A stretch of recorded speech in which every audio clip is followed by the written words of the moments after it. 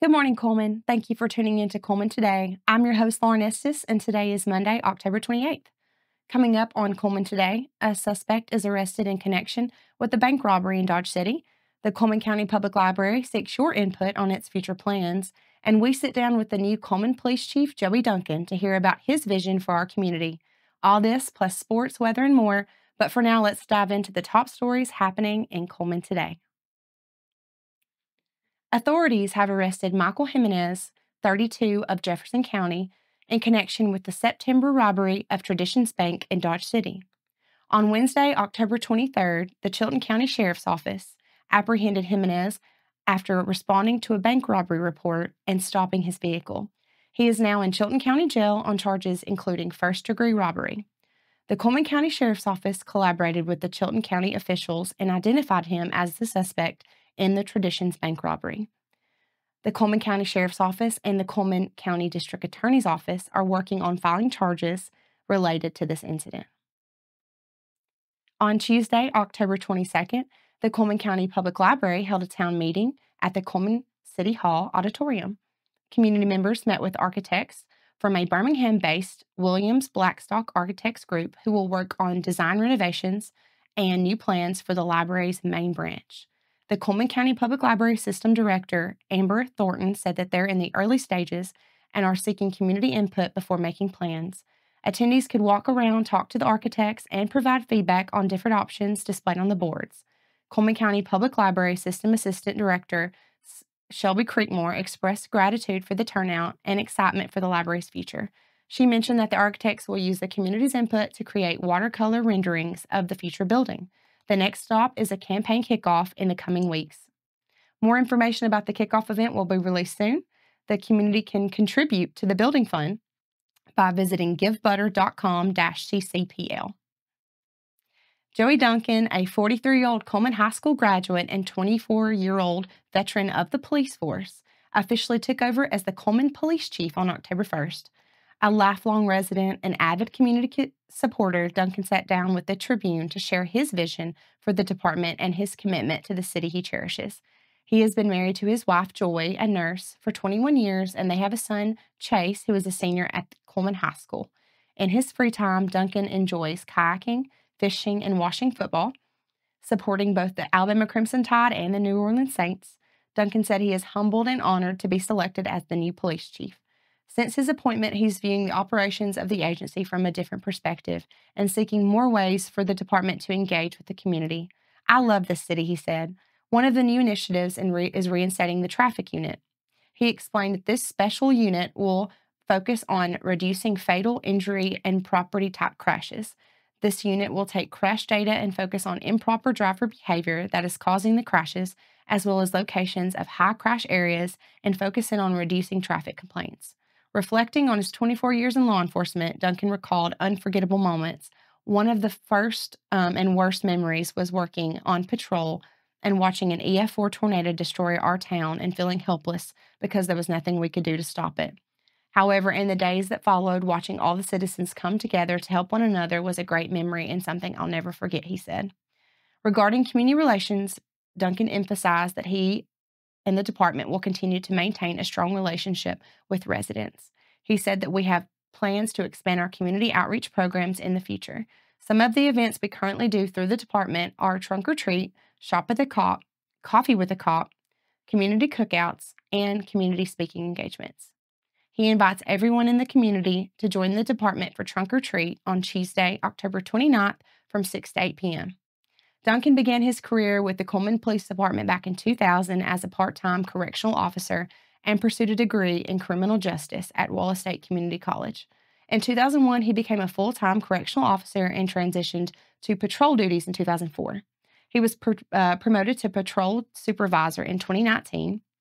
And then in 2021, Duncan became the supervisor of the traffic unit. He returned to a patrol supervisor position in 2024 and has served as the coordinator of the field training program and traffic homicide unit since.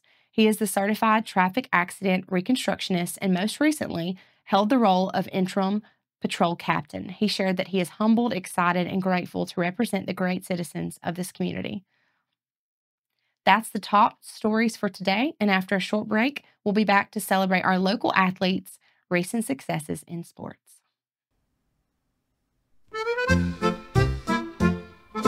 What's in the magazine? October's peeking in. Oktoberfest in Cullman, let the fun begin. Heroes in our town, business all around, recipes for sharing, joy everywhere found. Colonel Cullman cheers, history in our ears, community so bright, polka through the night. Sports spotlight today, kids come out to play, fields and courts are buzzing in the autumn sway. Germans came to stay, crafts and brews on display. Cullman's heart is glowing in the polka way. Colonel Cullman cheers, history in our ears, community so bright, polka through the night.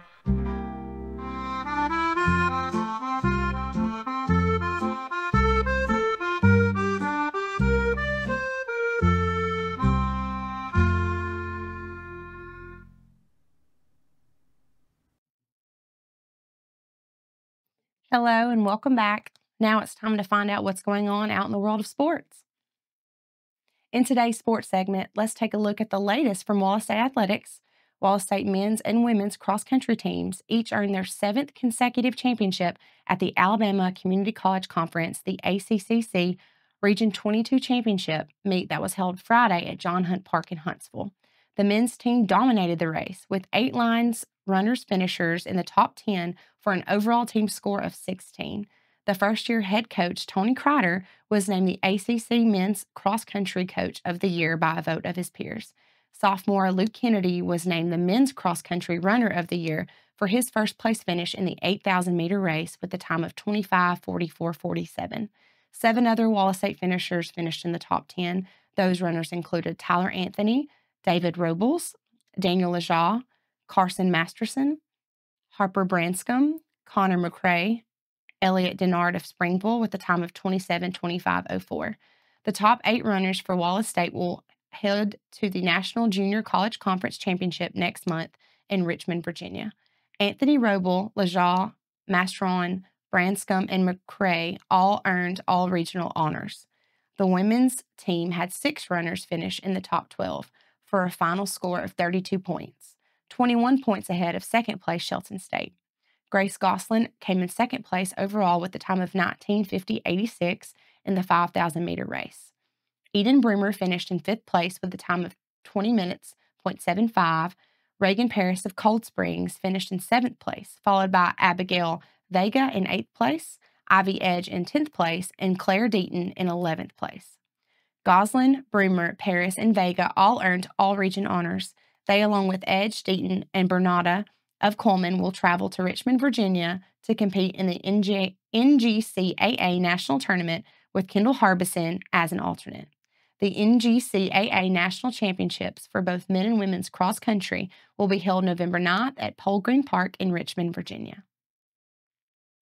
That covers sports for today, but make sure to check back with the Cullman Tribune each day for the latest in sports coverage from across the area. We will be back after this message.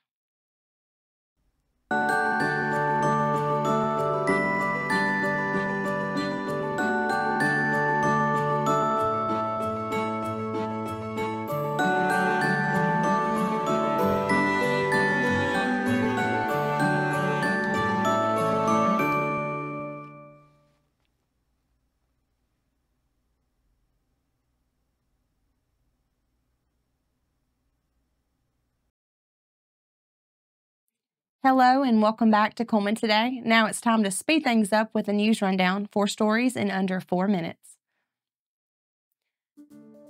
A Cullman resident, 60-year-old Brian Jerry Ogstad, had been sentenced to 30 months in prison for making death threats against election officials in Arizona. On October 22, 2024, the U.S. Department of Justice announced that Ogstad pleaded guilty to 1 count of making a threatening interstate communication.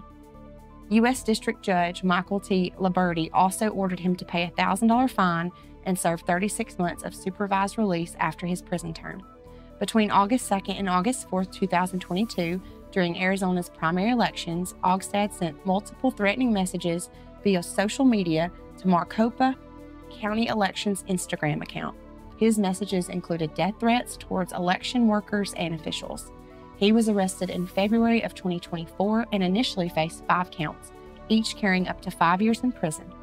In a plea deal, he pled guilty to 1 count in July of 2024. Now, this isn't the first time Ogstad has confronted officials. In 2021, he addressed the Cullman City Council accusing President Joe Biden and others of treason and election fraud. He urged local officials not to enforce federal laws or executive orders. Later that year, Ogstad threatened to file lawsuits against Mayor Woody Jacobs, the council, the city school board, and city COVID-19 advisor Scott Warner over the city's COVID-19 policies. He demanded a public apology, an end to policies, promotion of his own treatment plan, and refunds to residents. Despite his threat, City Clerk Wes Moore confirmed that Ogstad did not file any lawsuits against the city. Authorities emphasized the importance of protecting election workers from intimidation and harassment. U.S. Attorney Gary Restaino stated that the threats of violence will be met with robust prosecution. Cullman County Schools and AmFirst have recognized 2 outstanding individuals who will go above and beyond in their professions. The Teacher of the Month is Becky McSpadden, an 8th grade science teacher and robotics coach at Good Hope Middle School, and Principal Leslie Hembry praised her dedication, saying she consistently goes above and beyond to inspire and educate her students. Her passion for teaching and her commitment to student services are evident in everything she does. The Staff Member of the Month is Amanda Hamby, the school secretary at Cullman City Child Development Center. Principal Tret Hardiman commented on her hard work. Ms. Amanda does very well every day, meeting the needs of all the students on our campus. She is more than deserving of AmStaff's of the Month award. She is consistently exceptional on a daily basis. Cullman County Schools thanked AmFirst for sponsoring the program. Each recipient received a $100 gift card in appreciation of their dedication. As the weather cools down, it's the perfect time to spice up your meals with the warm flavors of fall. Kylie Williams, an adult education graduation student and intern at Auburn University's College of Human Sciences, says incorporating seasonal spices can elevate your cooking and offer health benefits along the way. Some popular spices for this season include allspice, cardamom, cinnamon, cloves, ginger, and nutmeg. These not only add depth and warmth to dishes, but also provide antioxidants and have anti-inflammatory effects. Carol Connell, a human nutrition, diet, and health specialist with the Alabama Cooperative Extension System, highlights that these spices enhance flavor without adding sodium or sugar. They can help people with high blood pressure or elevated blood glucose reduce the sodium and sugar in their diet, all while keeping their bold flavor, she explained. Cinnamon, for example, has a warm, sweet taste and may help lower blood sugar levels and reduce cholesterol. While studies often focus on high-dose supplements, using everyday amounts of cinnamon and other spices can also contribute to better health. These spices are versatile and can be used in both sweet and savory dishes. Allspice adds depth to baked apples and stews. Cardamom is great in chai tea, muffins, and curries. Cloves bring rich flavor to hot ciders, coffees, and roasted meats. Ginger enhances stir-fries, soups, while nutmeg pairs well with roasted vegetables and casseroles. She also suggests trying nutmeg and cinnamon on roasted acorn squash brushed with orange juice, or adding ginger to fish, beef, and chicken dishes. For more information and recipe ideas, visit the Alabama Cooperative Extension System's website at aces.edu. Bethlehem West Church is gearing up for its annual Market Day on Saturday, November 9th from 9 a.m. to 4 p.m., and they're inviting additional vendors to join the event this year. This day promises a full day of lineup shopping, barbecue, and community fellowship, with a fantastic way to kick off your holiday season. Guess what? Admission and parking are free. Shoppers can expect a variety of unique items from local vendors, including jewelry, clothing, candles, home decor, and holiday gifts. Alongside browsing for gifts, guests can also enjoy barbecue and barbecue chicken plates available for both lunch and dinner. A bake sale will be there as well, with homemade treats to enjoy or take home, And vendor applications can be picked up at the church office Tuesday through Thursday from 8 a.m.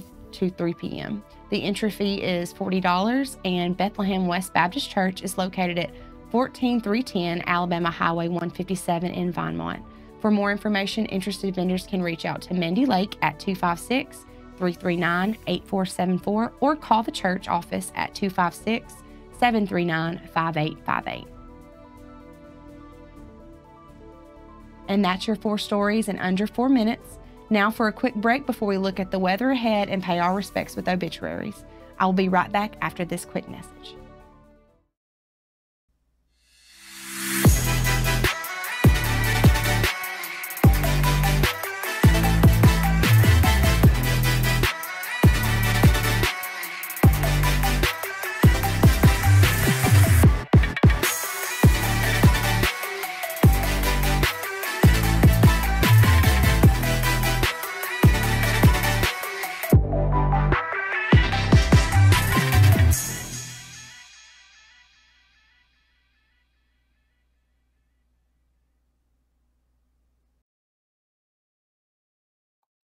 Welcome back. Now let's take a moment to pause and remember those who have lost their lives this week as we turn to the obits. Ricky Eugene Robertson, 67, of Cullman, passed away on Friday, October 25th. His funeral service will be 2 p.m. on Friday, November 1st at Cullman Heritage Funeral Home. The visitation will also be at Cullman Heritage Funeral Home from noon to 2 p.m. on Friday, November 1st. That finishes up the obits for today. Our thoughts and prayers go out to their friends and family. Now let's take a look at today's weather forecast. Today, expect plenty of sunshine with a high near 79 degrees. Tonight will be mostly clear with temperatures dipping to around 57. Tomorrow brings more sunny skies and a high close to 80. Tomorrow night, expect mostly clear conditions with a low around 58. And it looks like we're in for some beautiful weather this week, so be sure to get out and enjoy the sunshine.